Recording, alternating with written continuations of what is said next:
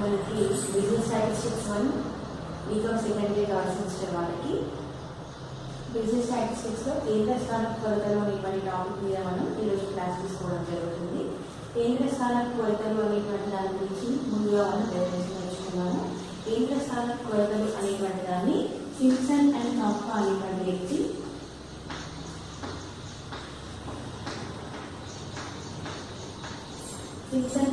అనేటువంటి వ్యక్తి యొక్క నిర్వచనం ప్రకారం చలనాల యొక్క వ్యక్తిగత విలువలు వాటి సగటు చుట్టూ దూరుడు ఉండడం వల్ల అందువల్ల అటువంటి విలువలు అత్యధిక మరియు అత్యల్ప మధ్యస్థంగా ఉంటాయి. ఇటువంటి విలువలనే కేంద్ర స్థాన కొలతలు లేదా సగటు అని అనడం జరుగుతుంది. చలనాల యొక్క వ్యక్తిగత విలువలు వాటి సగటు చుట్టూ గుమిగూడి ఉండడం వల్ల అటువంటి విలువలను అత్యధిక మరియు అత్యల్ప మధ్యస్థంగా ఉండడం వల్ల వాటిని కేంద్ర స్థాన కొలతలు లేదా సగటు అని పిలవడం జరుగుతుంది. సాధారణంగా సగటు అనేటువంటిది 2 రకాలు.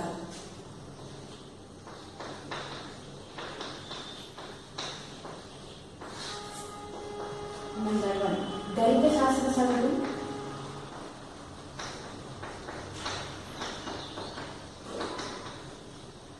గణిత శాస్త్ర సగటులో మళ్ళీ మనకి 3 ఉన్నాయి. ఏంటవి? అంగమధ్యమం,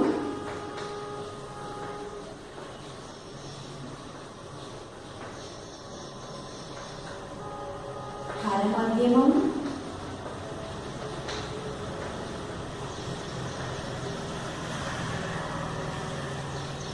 అంగమధ్యమం, హరమధ్యమం,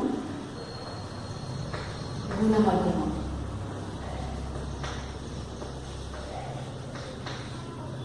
గణిత శాస్త్ర సగట్లు, సాధారణ సగట్లు. గణిత శాస్త్ర సగట్లు ఏమున్నాయి మనకి? అంగమధ్యమం, హరమధ్యమం, గుణమధ్యమం. నెంబర్ 2 సాధారణ సగటు.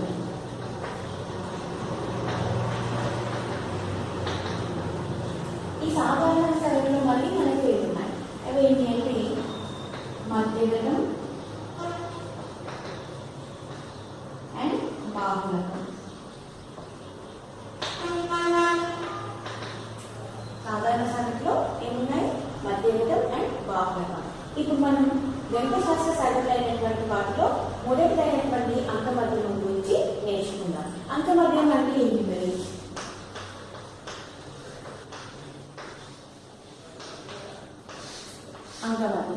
అంకమధ్యమాన్ని మనం సగటు అని కూడా పిలవడం జరుగుతుంది.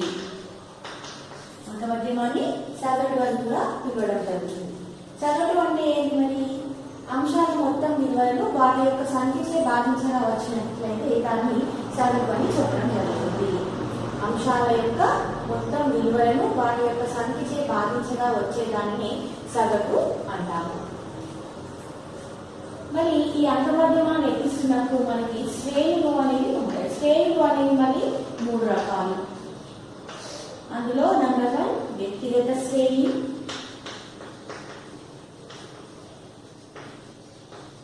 నెంబర్ 2 విచ్ఛిన్న శ్రేణి,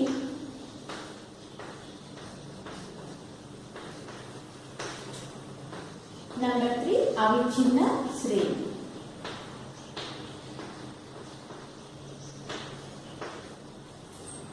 వ్యక్తిగత శ్రేణి, విచ్ఛిన్న శ్రేణి, అవిచ్ఛిన్న శ్రేణి. ఇందులో మొదటిదైనటువంటి వ్యక్తిగత శ్రేణి గురించి చూద్దాం.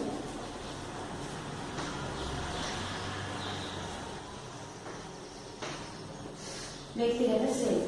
ఈ శ్రేణులలో మనం అంకమధ్యమాన్ని లెక్కించేటప్పుడు మళ్ళీ తిరిగి 2 పద్ధతులు ఉంటాయి. మొదటిదైనది ప్రత్యక్ష పద్ధతి.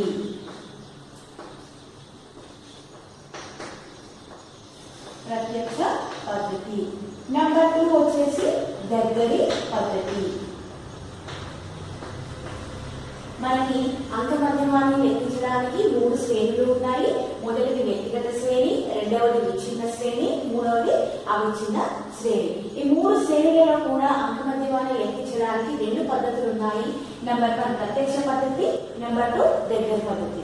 మనం ప్రత్యక్ష పద్ధతి అయినటువంటి మొదటి పద్ధతిలో అంకమధ్యమాన్ని ఏ విధంగా లెక్కిస్తారో ఇప్పుడు చూద్దాం.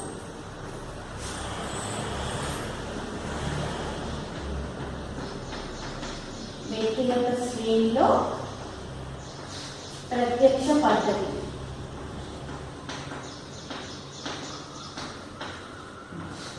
ప్రత్యక్ష పద్ధతి. వ్యక్తిగత శ్రేణిలో ప్రత్యక్ష పద్ధతిలో అంకమధ్యమాన్ని ఏ విధంగా లెక్కిస్తారో చూస్తున్నాం. అయితే ఈ అంకమధ్యమాన్ని లెక్కించేటప్పుడు ఈ అంకమధ్యమాన్ని ఎక్స్ బార్ అని రాయడం జరుగుతుంది. అంకమధ్యం అంటే ఏంటిది? X bar. ఎక్స్ బార్ అంటే ఏమంటున్నాం ఇక్కడ? అంకమధ్యమం. మరి x bar is equal to దాని యొక్క formula x bar is equal to sigma x divided by n. Sigma x divided by n. X bar is equal to ఏమన్నా? అంకమధ్యమం. Sigma x is equal to ఏంటి? X అంశాల మొత్తం.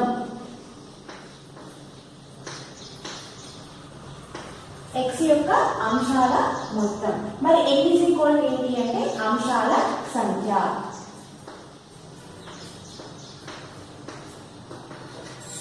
n is equal to ఏంటి? అంశాల సంఖ్య.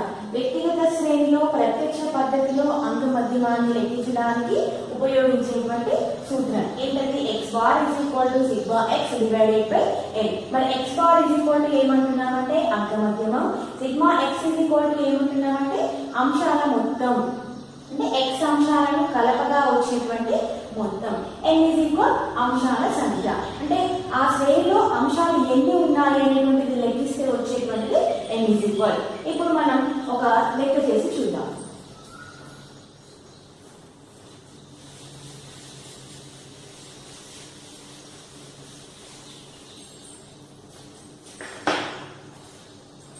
మనం వ్యక్తిగత శ్రేణి ఏ విధంగా గుర్తుపట్టాలి అంటే ఇక్కడ వ్యక్తిగత శ్రేణిలో కేవలం మనకి ఎక్స్ అంశాలను మాత్రమే ఇవ్వడం జరుగుతుంది. ప్రశ్నలో మనకి ఏమి ఇస్తారు? కేవలం ఎక్స్ విలువలను మాత్రమే ఇవ్వడం జరుగుతుంది. ఎక్స్ విలువలు 1 2 3 4 3 2 5 3 2 1 ఇవి ఎక్స్ అయినటువంటి అంశాలు. మరి మనకి ఫార్ములా ఏముంది? అంకమధ్యమం is equal to x bar is equal to sigma x divided by n. X bar is equal to కనుక్కోవాలంటే ముందుగా మనం సిగ్మా ఎక్స్ విలువని కనుక్కోవాలి. సిగ్మా ఎక్స్ అంటే ఏమంటున్నాం మనం ఇక్కడ? అంశాల మొత్తం. ఇప్పుడు sigma x is equal to ఎంత ఉందో చూద్దాం.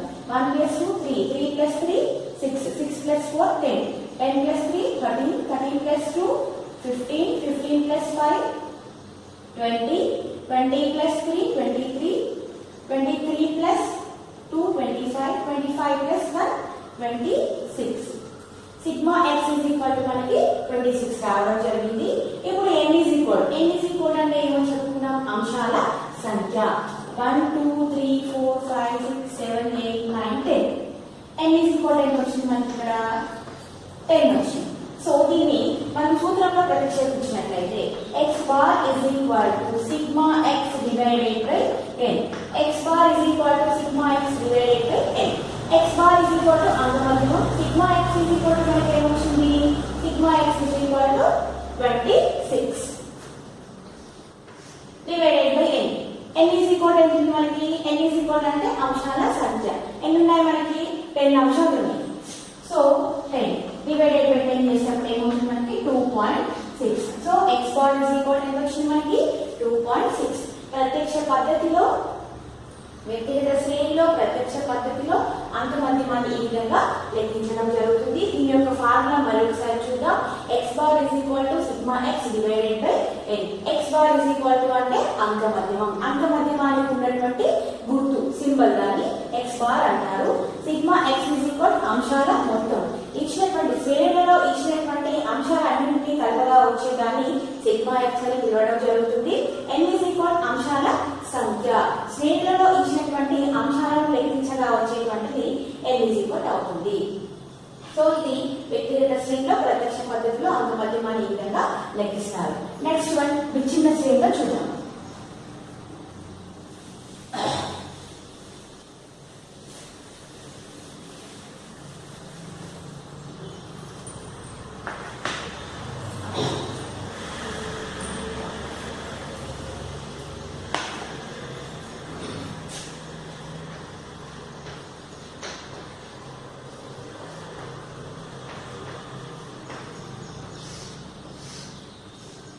విచ్ఛిన్న శ్రేణి. విచ్ఛిన్న శ్రేణిలో కూడా మళ్ళీ ప్రత్యక్ష పద్ధతి, దగ్గర పద్ధతి. ఏ పద్ధతిలో చేసినప్పటికీ కూడా మనకి అంకమధ్యమం అనేటువంటిది సమానంగా వస్తుంది. మనం ఇప్పుడు ప్రత్యక్ష పద్ధతిలో అంకమధ్యమాన్ని ఏ విధంగా లెక్కిస్తున్నారో నేర్చుకుంటున్నాం. ప్రత్యక్ష పద్ధతిలో విచ్ఛిన్న శ్రేణిలో అంకమధ్యమానికి formula x bar is equal to sigma fx divided by n. X bar is equal to sigma fx divided by n. X bar is equal to అంకమధ్యమం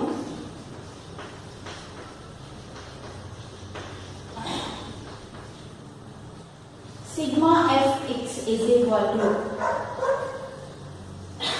sigma fx is equal to అంటే ఏమిటి? చలనాలను వాటి పౌన పుణ్యాలచే గుణించగా వచ్చినటువంటి మొత్తం.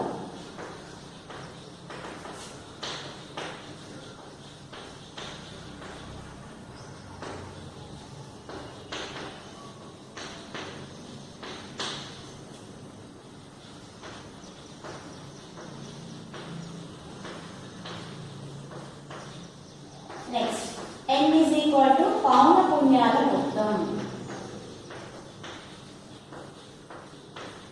n is equal పౌన పుణ్యాల మొత్తం.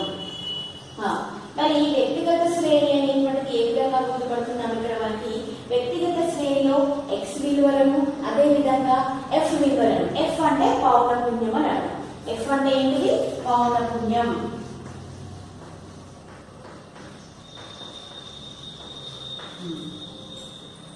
ఈ విచ్ఛిన్న శ్రేణిలో మనకి ప్రశ్నలో ఏమేమి ఇస్తాడు అంటే పౌనపుణ్యం ఇస్తాడు, అదే విధంగా x విలువలు అనేది ఇస్తాడు, చలనాలు అనేది ఇస్తాడు, పౌనపుణ్యం అనేది ఇస్తాడు. మరి విచ్ఛిన్న శ్రేణిలో x bar is equal to sigma fx divided by n అంటున్నాం. x bar అంటే అంకమధ్యమంగా తీసుకుంటున్నాము. సిగ్మా fx అంటే ఏం చేస్తున్నాం? చలనాలను వాటి పౌనపుణ్యాలచే గుణించగా వచ్చినటువంటి మొత్తం. గుణించగా వచ్చినటువంటి మొత్తం అంటే x విలువలను f విలువలను గుణించగా వచ్చినటువంటి మొత్తాన్ని కలపగా వచ్చినటువంటి, అంటే ఆ మొత్తాలను కలపగా వచ్చినటువంటి దాన్ని సిగ్మా fx అని అనడం జరుగుతుంది. Next n is equal to ఏమంటున్నాం? పౌనపుణ్యాల మొత్తం. f is equal to ఏమంటున్నాం? ఇక్కడ పౌనపుణ్యం.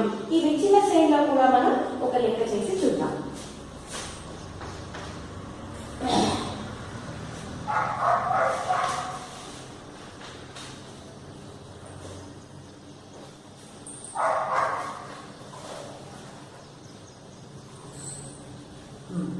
మనకి ఏమి ఇస్తాడన్నా? x వాల్యూస్ ఇస్తాడు, f వాల్యూస్ కూడా ఇస్తాడు.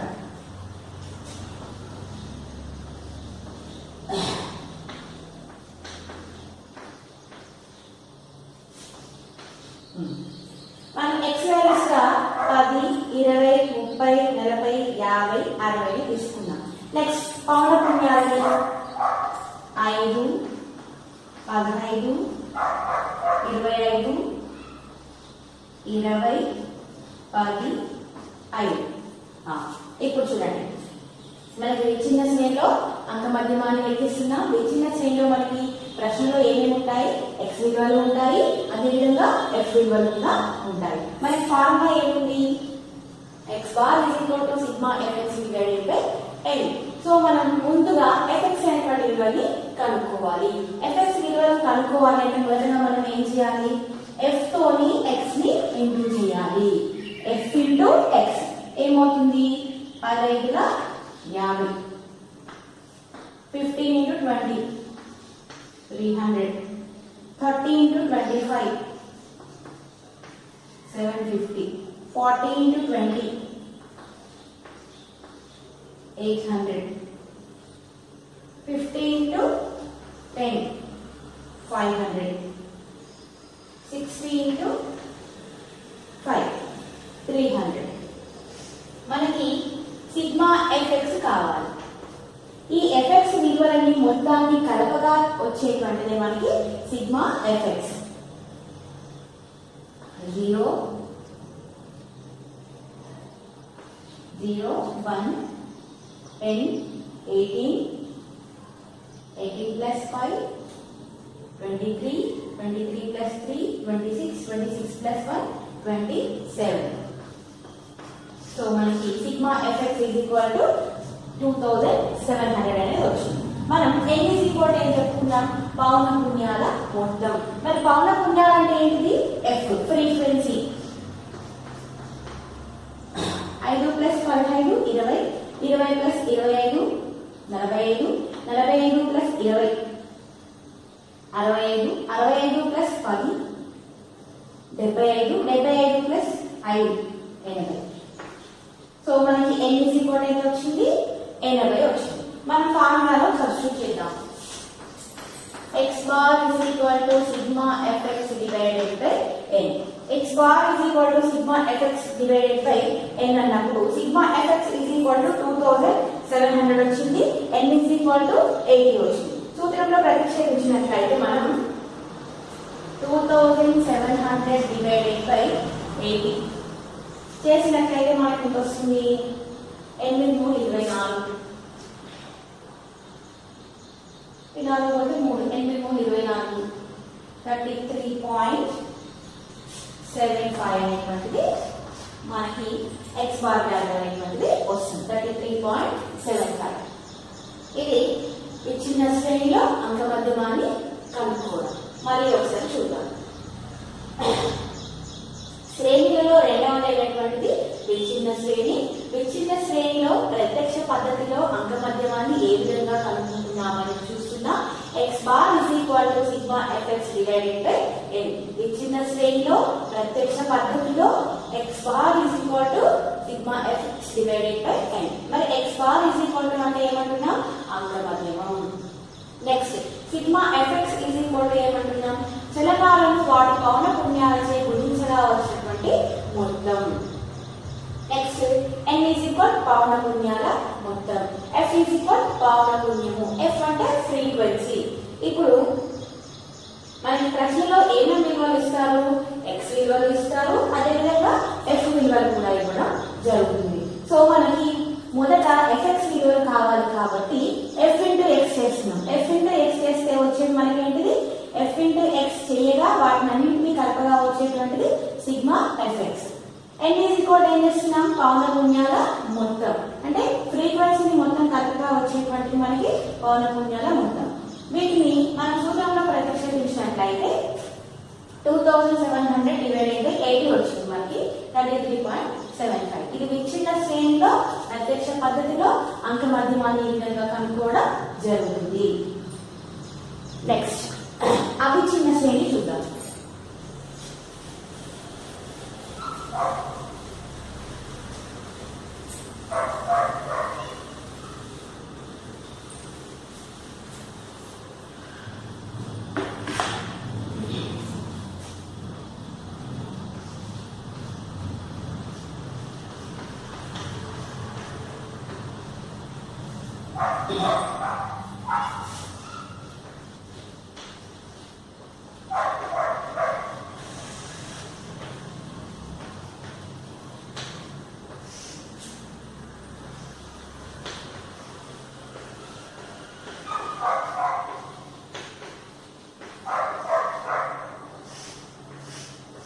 అవిచ్ఛిన్న శ్రేణిలో ప్రత్యక్ష పద్ధతిలో అంకమధ్యమం. మరి అంకమధ్యమం యొక్క సూత్రం ఏంటి, అవిచ్ఛిన్న శ్రేణిలో ప్రత్యక్ష పద్ధతిలో అంకమధ్యమానికి సూత్రం x bar is equal to sigma fm divided by n.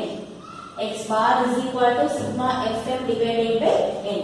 x bar is equal to ఏమంటున్నాం, అంకమధ్యమం.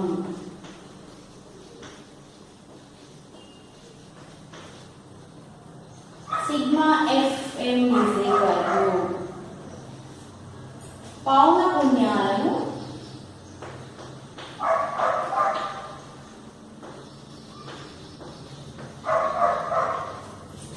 వాటి మధ్య విలువచే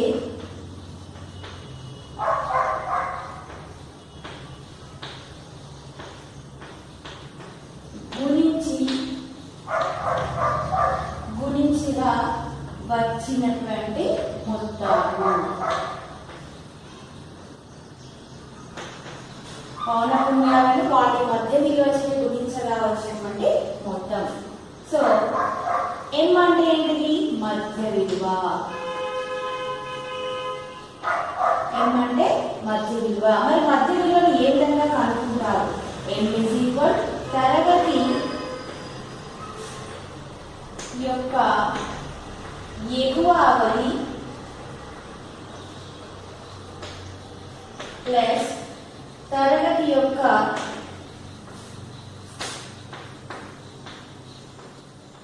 దిగువ అవధి. తరగతి యొక్క ఎగువ అవధి ప్లస్ తరగతి యొక్క దిగువ అవధి డివైడెడ్ బై 2 చేసినట్లయితే మనకి m విలువ అనేటువంటిది వస్తుంది. Next n. ఇక్కడ కూడా మనకి n పౌన పున్యాల మొత్తం.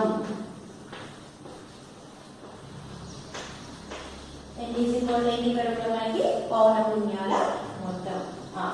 అవిచ్ఛిన్న శ్రేణిలో ప్రత్యక్ష పద్ధతిలో అంక మధ్యమానికి సూత్రం ఏముంది? x bar sigma fm divided by n. x bar అంటే అంక మధ్యమం, సిగ్మా fm అంటే పౌన పున్యాలను వాటి మధ్య విలువచే భాగించగా వచ్చినటువంటి మొత్తాలు. నెక్స్ట్ m అంటే మధ్య విలువ. ఈ మధ్య విలువని ఏ విధంగా కనుక్కుంటున్నాం? తరగతి యొక్క ఎగువ అవధి ప్లస్ తరగతి యొక్క దిగువ అవధి డివైడెడ్ బై 2 చేసినట్లయితే మనకు m విలువ అనేటువంటి రావడం జరుగుతుంది. అదే విధంగా n ఏంటి? పౌన పున్యాల మొత్తం. మనకి వ్యక్తిగత శ్రేణిలో మాత్రమే n అంశాల సంఖ్యగా తీసుకుంటాము. విచ్ఛిన్న శ్రేణిలో అదే విధంగా అవిచ్ఛిన్న శ్రేణిలో n ఏం తీసుకుంటున్నాం? పౌన పున్యాల మొత్తం. సో మరి ఇక్కడ మనం అవిచ్ఛిన్న శ్రేణిలో ఒక ఎగ్జాంపుల్ ప్రాబ్లం చూద్దాం.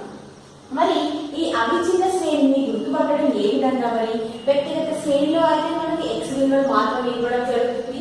విచ్ఛిన్న శ్రేణిలో అయితే మనకి x విలువలు ఉంటాయి, f విలువలు కూడా ఉంటాయి.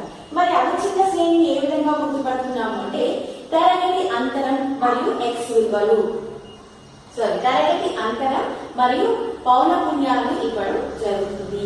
తరగతి అంతరం ఇస్తున్నాడు, అదేవిధంగా పౌన పున్యాలను కూడా ఇవ్వడం జరుగుతుంది. మనం ఒక ఎగ్జాంపుల్ ప్రాబ్లం చూద్దాం.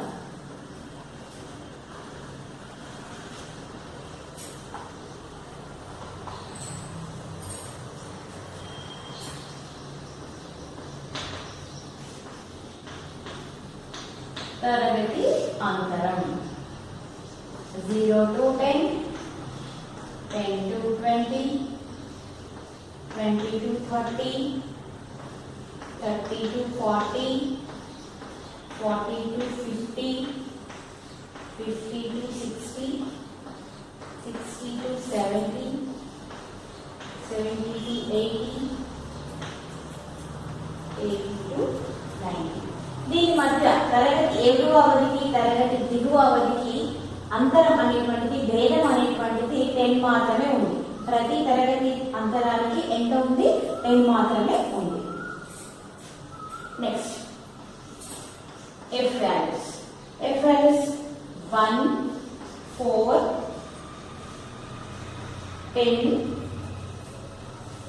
1, 4, 10, 22, 30, 35, 10, 7, 1. ఇవి మనకి ఇచ్చినటువంటి ఎఫ్ వాల్యూస్. మొదటిగా మనం ఏం కనుక్కోవాలంటే మధ్య విలువను కనుక్కోవాలి. మరి మధ్య విలువ ఏ విధంగా వస్తుంది? తరగతి ఎగువ అవధి ప్లస్ తరగతి దిగువ అవధి డివైడెడ్ బై 2 చేస్తే మనకి మధ్య విలువ అనేటువంటిది రావడం జరుగుతుంది. సో మనం m కనుక్కుందాం. తరగతి ఎగువ అవధి ప్లస్ దిగువ అవధి 0 ప్లస్ 10, 10 డివైడెడ్ బై 2 చేస్తే ఏమవుతుంది? మనకి 10 డివైడెడ్ బై 2 చేసినట్లయితే మనకి ఎంత వస్తుంది? 5 వస్తుంది మధ్య విలువ. తరగతి ఎగువ అవధి ప్లస్ దిగువ అవధి 30, 30 బై 2 చేసినట్లయితే మనకి ఎంత వస్తుంది? 15. తరగతి ఎగువ అవధి ప్లస్ దిగువ అవధి 20 plus 30, 50. 50 divided by 2 25. 30 plus 40, 70. 70 divided by 2, 35 అవుతుంది. Next 40 plus 50, 90. 90 divided by 2, 45. Next 50 plus 60 110. 110 divided by 2 55. Next 60 plus 70 130. 130 divided by 2 65. 70 plus 80 150 divided by 2 75. 80 plus 90 170. 170 divided by 2 85. మనం తరగతి ఏవది ప్లస్ బివది డివైడెడ్ బై 2 చేస్తే మనకు వచ్చేటువంటి విలువని ఏమంటున్నాం m విలువ. మరి ఈ విధంగా మనం ప్రతి దానికి వేయాల్సిన అవసరం కూడా లేదు. ఎందుకంటే మనకి తరగతి యొక్క అవధుల మధ్య ఉన్నటువంటి భేదమే m విలువలో వచ్చేటువంటి అంశాలకు కూడా మధ్య అదే భేదం అనేటువంటిది ఉండడం జరుగుతుంది. ఇక్కడ మనం చూసినట్లయితే ఈ రెండింటి మధ్య 10 అనేటువంటిది మాత్రమే తేడా అనేది కనిపిస్తుంది. సో మనం m విలువలో కూడా చూసినట్లయితే డిఫరెన్స్ అనేటువంటిది 10 మాత్రమే రావాలి. 5కి 15కి డిఫరెన్స్ 10, 15కి 25 మధ్య డిఫరెన్స్ 10, 25కి మరియు 35కి మధ్య డిఫరెన్స్ 10, 35కి మరియు 45కి మధ్య డిఫరెన్స్ 10, 45కి మరియు 55కి మధ్య డిఫరెన్స్ 10, 55కి మరియు 65కి మధ్య డిఫరెన్స్ 10, 65కి 75కి మధ్య 10, 75కి 85కి మధ్య డిఫరెన్స్ ఎంత 10. సో మనం ప్రతి దానికి కూడా ఈ విధంగా వేసుకోవాల్సిన అవసరం లేదు. కాకపోతే మనకి ఈజీగా క్యాలిక్యులేషన్ చేసుకోవడానికి ఈ విధంగా వేయడం జరిగింది. సో ఇప్పుడు మనకి మధ్య విలువలు అనేటువంటిది కనుక్కున్నాం. ఇప్పుడు నెక్స్ట్ స్టెప్ మనం ఏం చేయాలి అంటే మనకు కావాల్సింది సిగ్మా ఎఫ్ఎం. సిగ్మా ఎఫ్ఎం కావాలి కాబట్టి మొదట మనం ఎఫ్ ని m తో ఇంటూ చేద్దాం. ఎఫ్ ని m తో ఇంటూ చేసినట్లయితే 5 f is equal 1 ఉంది, m is equal 5 ఉంది. So 1 into 5 5. Next 4 into 15 60. Next 10 into 25 250. Next 22 into 35 35 into 22 5 రెండ్ల 10 3 రెండ్ల 6 7 2 రెండ్ల 10 1 2 6. So మనకి 670 అనేటువంటిది రావడం జరుగుతుంది. 22 into 35 5 రెండ్ల 10 1 2 6 7 2 రెండ్ల 10 1 3 రెండ్ల 6 చూసినట్లయితే మనకి 25 ఓకే మనకి ఎంత ఇక్కడ 22 into 35 ఓకే 7 6 నుండి 7 9 770 అనేటువంటిది రావడం జరుగుతుంది.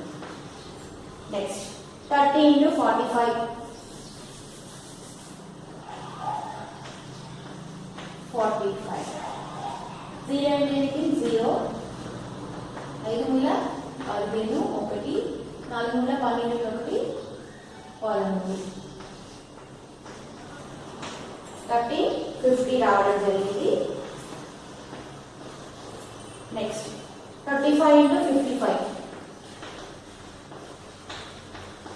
5 25 2 5 25 25 ప్లస్ 2 27 5 మూల 15 1 5 మూల 15 1 16 5 12 9 1 90 25.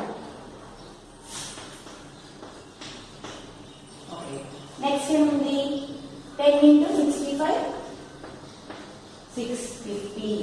Next 7 into 75 75 into 7 49 plus 3 52 525. Next 1 into 85 85. So మనం f జరిగింది. ఇప్పుడు వీటిని టోటల్ చేస్తే మనకి సిగ్మా ఎఫ్ఎం అనేటువంటి రావడం జరుగుతుంది.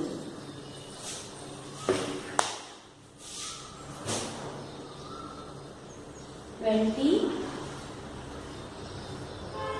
11 plus 7, 18, 18 plus 5, 23, 23 plus 2, 25, 25 plus 5, 30, 32, 40, 42, 2 plus 7, 9, 9 plus 3, 12, 12 plus 9, 21, 21 plus 6, 27, 27 plus 5, 32, 32 plus 4, 36, 1, 2, 3,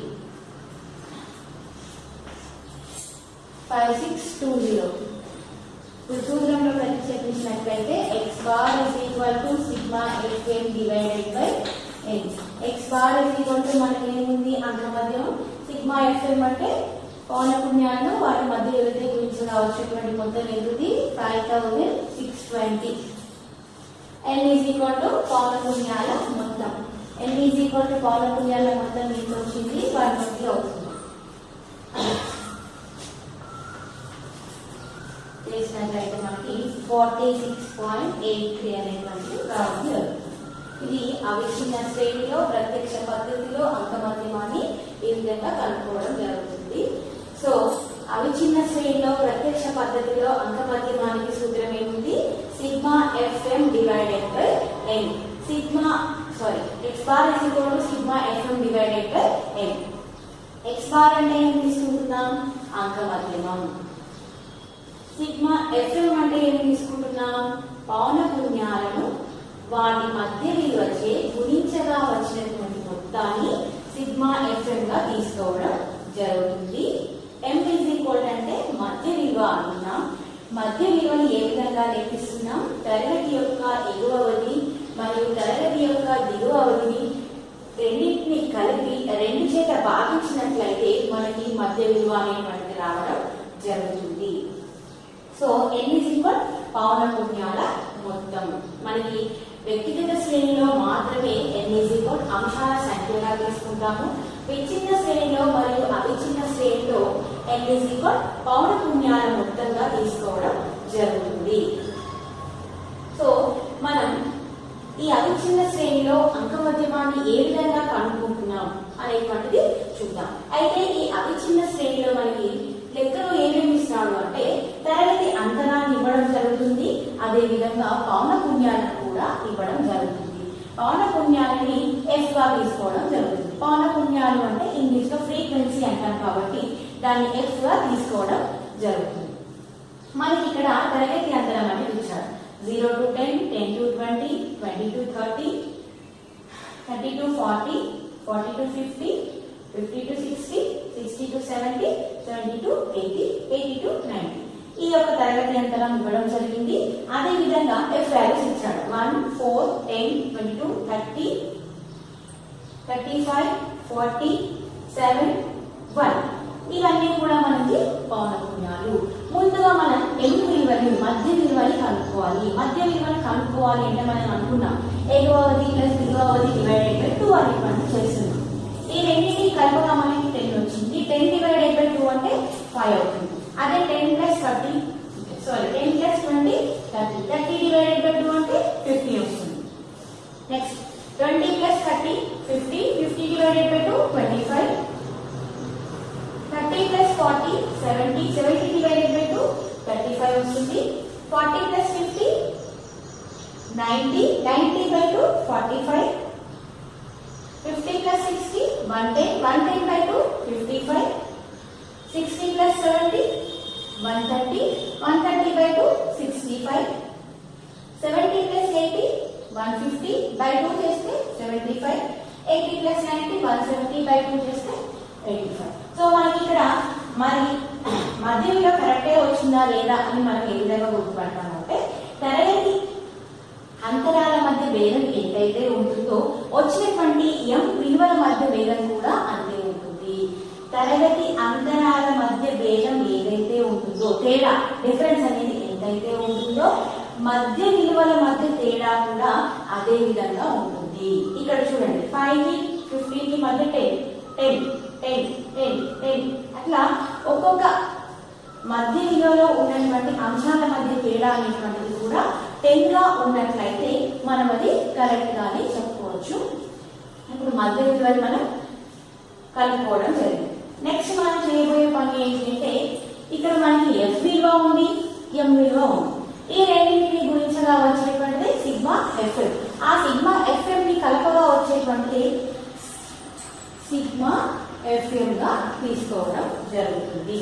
so 1 into 5 5 4 into 15 60 8 into 25 250 22 into 35 77 30 into 45 1350 35 into 55 1925 10 into 65 650 7 into 75 525. Next 1 into 85 85. ఇక్కడ వచ్చినటువంటి fm విలువలని మొత్తాన్ని కలపగా వచ్చేటువంటి మనకి సిగ్మా fm.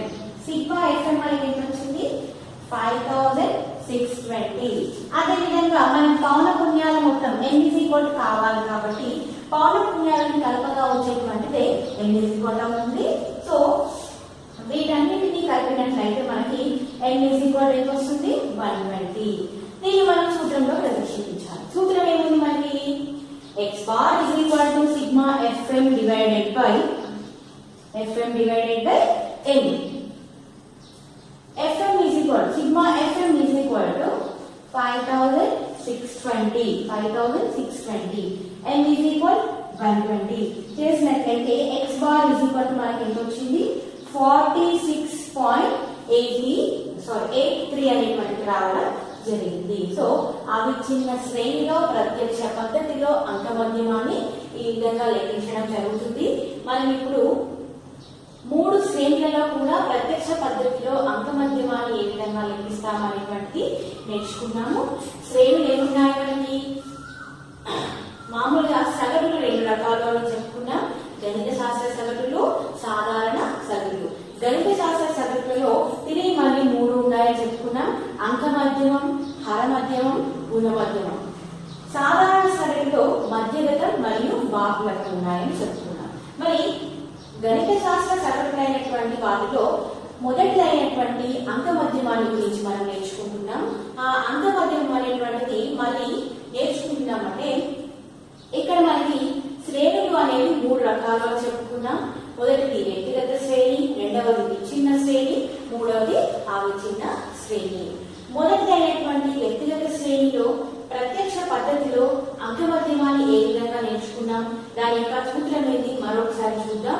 వ్యక్తిగత శ్రేణిలో అంకమధ్యమం is equal to sigma x divided by n. ఇక్కడ వ్యక్తిగత శ్రేణిలో n ఇజ్ ఈక్వల్ టు కేవలం అంశాల సంఖ్యను మాత్రమే తీసుకోవడం జరుగుతుంది. నెక్స్ట్ విచ్ఛిన్న శ్రేణిలో అంకమధ్యమాన్ని ప్రత్యక్ష పద్ధతిలో ఏ విధంగా నేర్చుకున్నాం. విచ్ఛిన్న శ్రేణిలో x bar is equal to sigma fx divided by n. ఇక్కడ f అనేటువంటిది పౌన పుణ్యాలు. ఇక్కడ విచ్ఛిన్న శ్రేణిలో మనకి x విలువలు ఇస్తాడు, అదే విధంగా పౌన పుణ్యం విలువలను కూడా ఇవ్వడం జరుగుతుంది. So sigma fx divided by n. విచ్ఛిన్న శ్రేణిలో మరి n ఇజ్ ఈక్వల్ టు ఏమని చెప్పుకున్నాం పౌన పుణ్యాల మొత్తం. అదే విధంగా అవిచ్ఛిన్న శ్రేణిలో చూసినట్లయితే అవిచ్ఛిన్న శ్రేణిలో x bar is equal to sigma fm divided by n. x bar is equal to sigma fm divided by n. అవిచ్ఛిన్న శ్రేణిలో మనకి తరగతి అంతరము మరియు పౌన పుణ్యాల విలువలు ఇవ్వడం జరిగింది. తరగతి అంతరం మరియు పౌన పుణ్యాలు ఇవ్వడం జరిగింది. మరి దీని యొక్క ఫార్ములా ఏంటి x bar is equal to sigma fm divided by n. Sigma fm మనకి m అనేటువంటిది క్వశ్చన్ లో లేదు కాబట్టి m ఇజ్ ఈక్వల్ టు ఏంటి మనం ఇక్కడ నేర్చుకున్నది మధ్య విలువ. మధ్య విలువను ఏ విధంగా లెక్కిస్తున్నాం తరగతి యొక్క ఎగువ అవధి ప్లస్ తరగతి యొక్క దిగువ అవధి డివైడెడ్ బై 2 చేసినట్లయితే మనకి m విలువ అనేటువంటిది రావడం జరుగుతుంది. అంటే మనకి తరగతి అంతరం ఇస్తున్నాడు అని చెప్తున్నాం. ఆ తరగతి అంతరాలు అంటే మొదటి ఈ తరగతి యొక్క ఎగువ అవధి మరియు తరగతి యొక్క దిగువ అవధి ఆ రెండింటిని కలిపి 2 చే భాగించినట్లయితే ఈ m విలువ అనేటువంటిది రావడం జరుగుతుంది. నెక్స్ట్ n is equal ఏం చెప్పుకున్నాం? పౌనఃపున్యాల మొత్తం. మనకి ప్రశ్నలో ఇస్తాడు పౌనఃపున్యాలను ఇవ్వడం జరుగుతుంది. తరగతి అంతరం మరియు పౌనఃపున్యాలు రెండింటినీ ఇస్తాడని చెప్పుకున్నాం.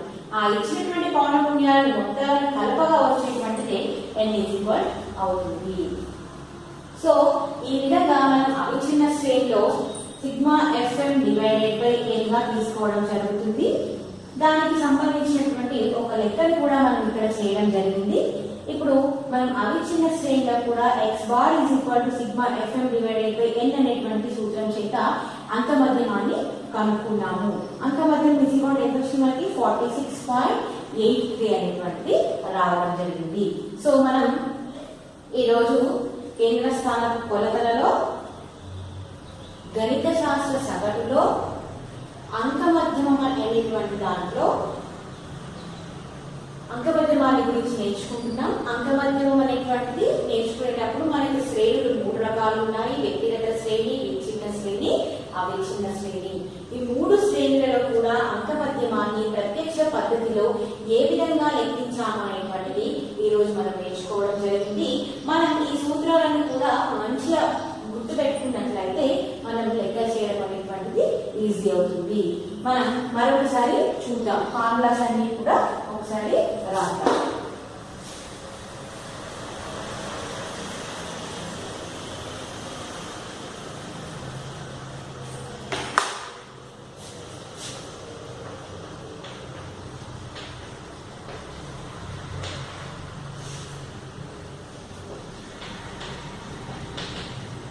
వ్యక్తిగత శ్రేణి. వ్యక్తిగత శ్రేణిలో ఫార్ములా ఏంటి? x bar is equal to sigma x divided by n. మొదటిది. రెండవది ఏంటి? విచ్ఛిన్న శ్రేణి.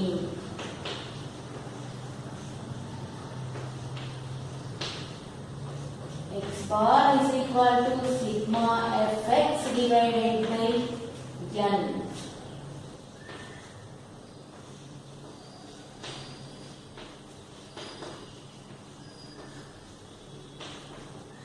అవిచ్ఛిన్న శ్రేణి x bar is equal to sigma fm divided by n. So ఇది మనకు ఉన్నటువంటి శ్రేణులు. ఇవన్నీ కూడా ఏ పద్ధతి? ప్రత్యక్ష పద్ధతి.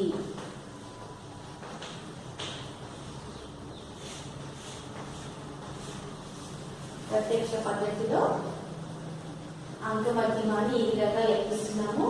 3 రకాలైనటువంటి శ్రేణులు ఉన్నాయి. వ్యక్తిగత శ్రేణి, విచ్ఛిన్న శ్రేణి, అవిచ్ఛిన్న శ్రేణి. వ్యక్తిగత శ్రేణిలో x bar is equal to sigma x divided by n అని చెప్పుకున్నాం. x బార్ అంటే అంకమధ్యమం, సిగ్మా x అంటే ఇచ్చినటువంటి చలనాలను, అంటే శ్రేణులలో ఇచ్చినటువంటి చలనాలను మొత్తాన్ని కలపగా వచ్చేటటువంటి దాన్ని సిగ్మా x అంటున్నాము. n ఇస్ ఈక్వల్ అంటే అంశాల సంఖ్య. అదేవిధంగా విచ్ఛిన్న శ్రేణి. విచ్ఛిన్న శ్రేణిలో x bar is equal to sigma fx divided by n. మనకి విచ్ఛిన్న శ్రేణిలో x విలువలను అదేవిధంగా పౌనఃపున్యం f విలువలను ఇవ్వడం జరుగుతుంది.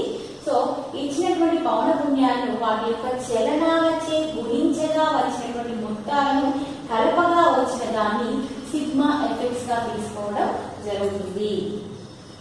పౌనఃపున్యాలను వాటి యొక్క చలనాలచే గుణించగా వచ్చినటువంటి మొత్తాలను కలపగా వచ్చేదాన్ని sigma fx divided by n గా తీసుకోవడం జరుగుతుంది. మరి విచ్ఛిన్న శ్రేణిలో n is equal పౌనఃపున్యాల మొత్తం. నెక్స్ట్ వన్ అవిచ్ఛిన్న శ్రేణి. x bar is equal to sigma fm divided by n. అవిచ్ఛిన్న శ్రేణిలో మనకి తరగతి అంతరము అదేవిధంగా పౌనఃపున్యాల విలువలను ఇవ్వడం జరుగుతుంది. మొదటగా మనం ఇక్కడ m విలువలను కనుక్కోవాలి. m is equal to తరగతి యొక్క ఎగువ అవధి ప్లస్ దిగువ అవధి డివైడెడ్ బై 2 చేసినట్లయితే m అనేటువంటిది రావడం జరుగుతుంది. ఈ విధంగా వచ్చినటువంటి m విలువలను వాటి యొక్క పౌనఃపున్యాలచే గుణించిగా వచ్చినటువంటి మొత్తాలను కలపగా వచ్చేటువంటి sigma fm divided by n. n is equal ఇక్కడ ఏం తీసుకుంటున్నాం? పౌనఃపున్యాల మొత్తం. ఇది అవిచ్ఛిన్న శ్రేణిలో ప్రత్యక్ష పద్ధతులలో అంకమధ్యమాన్ని కనుక్కోవడానికి ఉపయోగించేటువంటి సూత్రం. సో ఇవి మనకి 3 శ్రేణులలో అంకమధ్యమాన్ని ఏ విధంగా లెక్కిస్తామనేటువంటిది చూసాము. ప్రత్యక్ష పద్ధతిలో ఏమేమి ఉన్నాయి, మనకి 3 శ్రేణుల గురించి నేర్చుకున్నాం. వ్యక్తిగత శ్రేణి, విచ్ఛిన్న శ్రేణి, అవిచ్ఛిన్న శ్రేణి. సో మనం ఈరోజు అంకమధ్యమం గురించి నేర్చుకున్నాం. అంకమధ్యమంలో వ్యక్తిగత శ్రేణిని, విచ్ఛిన్న శ్రేణిని, అవిచ్ఛిన్న శ్రేణిలో ప్రత్యక్ష పద్ధతిలో ఏ విధంగా కనుక్కున్నాం అనేటువంటిది ఒక్కొక్క లెక్కని కూడా మనం చేసి చూడడం జరిగింది.